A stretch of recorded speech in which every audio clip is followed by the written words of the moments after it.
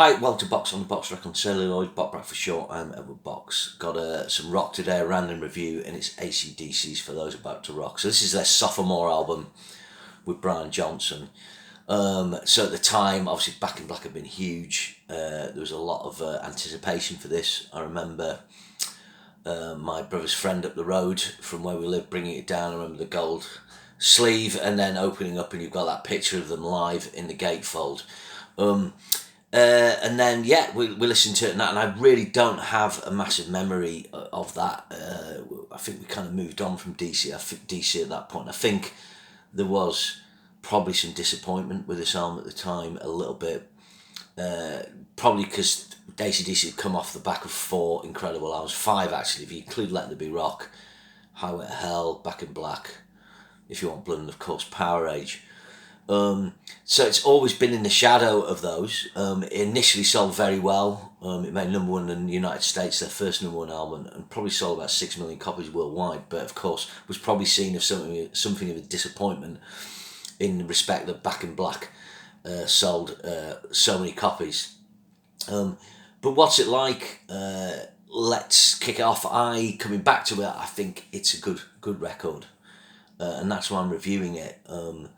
And we'll go into sort of what happened to DC afterwards. But it opens with the title track, which is probably the one kind of classic track on the album. It's the track they still play live. It's the track everyone knows.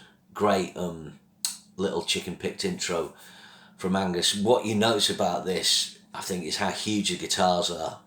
So Mutt Lange's managed to harness, that sort of, not massive gain, DC play with less gain, but the guitars are just really big. There's clever layering on it. And the controversy about this album is how long he spent getting the drum sound, which is about 3 weeks messing around in some warehouse in Paris. I think his snare sound pays off, but maybe not in the DC sense. I've always said with this album, this is the snare sound that High and Dry should have, or he should have sampled it for Paramania instead of that awful Simmons sound, and they could have put it on Hysteria.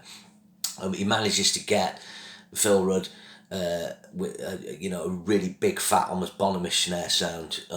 It's got a tad more reverb on than DC. So the problem with this, it's a bit too big. DC have more of a hard rock version of the Charlie Watts kind of snare. And I think when I listen to this album, it feels like Phil Rudd's playing on top of the beat a bit more. And I think possibly he's been directed, look, can you hit harder, Phil, to get the power down than you normally would. In doing that, he's probably maybe pushed a bit more. So I think this album doesn't quite always have the same feel of a DC Records. But For Those About to Rock's a great track. And probably the most interesting DC riffs, in the Kid B, and they got the B over A, the G over F sharp. Really like it. And they got to Put the Finger on You, which is a good second track. It's up tempo. I used to think this was a great track. It's a good track. And then Let's Get It Up. I think this is excellent, good Rolling Stones style track. You can hear a slight chorus on the guitars on this as well, I think. If you disagree, that's cool. Which is unusual for DC, again adding to that slightly commercial sheen, and probably not DC-ish, but I like it. Then you got Inject the Venom. I think this shows what's good about the album and what's bad. It's got a really good intro.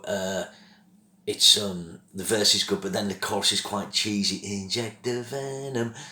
DC by this point are starting to just repeat the title for the chorus. They'd started that and they've always done that to a certain extent. But what this album, has is a tendency just to do that. But then the side one finishes with Snowballed, which I think is a really good up tempo track. It was quite interesting to listen to the album again. And sort of picking out a track, actually it works really well. The lengths of the songs, For Those About to Rock's 5:43, all the rest are under 4 minutes, really tight. So it's a good side one. I think you've got to say, Let's Get It Up, I'd probably rather have Let's Get It Up on Back in Black than say Rock and Roll Like Pollution or Sonic Shake a Leg, Give the Dog a Bone. But even For Those About to Rock isn't as good as the great tracks on Back in Black, Hell's Bell, Shoot to Thrill, Have a Drink on Me, stuff like that. But it is solid. Then side 2 opens with Evil Walks, which I think's a good tune. And then COD, Care of the Devil, which is what it stands for, which is okay. Not great, but it's okay. Then you've got Breaking the Rules, which I quite like the sort of slinky groove on this. I think what happens is it lacks an up-tempo track on side 2, and then track 9, Night of the Long Knives, this is the one kind of track I'd say this is pretty crap. Night of the Long Knives. It's got a piss poor chorus. I mean, they could have just lost this track, but by this point DC are into that formula thing where they'll always have 10 tracks on an album, and as the CD era comes in they'll have 12. If you remember, obviously Let There Be Rock, Power Age wouldn't stick to that. And then the last track, which I mentioned on the Great Endings, is Spellbound. I think this is the kind of hidden gem on the album. This is the second best track other than the title track. This is very atmospheric. I like Brian's vocals on this. Production's good. So yeah, that's the album. So what's its crime is really it's the weakest DC album up to this point. You're still going to put on High Voltage or TNT and Dirty Deeds. Any of those Bon albums for if you want blood. And of course, Back in Black. But it's difficult with DC. Brian, it's only his second album with him, but you've got to remember that Angus and Malcolm have been on the treadmill for nearly 10 years at this point.